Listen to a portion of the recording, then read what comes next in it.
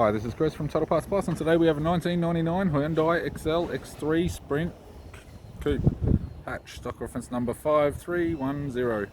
This shape runs from the 10th month 1994 through to the 9th month 2000.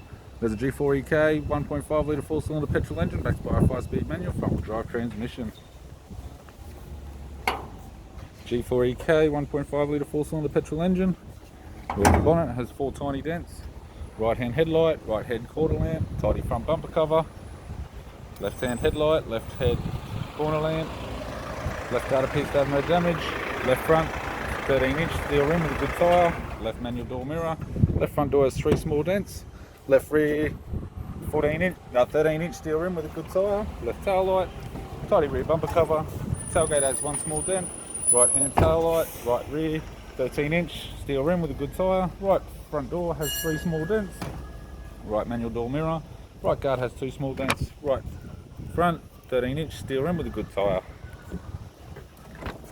With the driver's side door trim, manual window regs, black clock interior, 5-speed manual gear shift, heater controls, factory tape player, interior mirror, left sun visor, right sun visor, and the instrument cluster.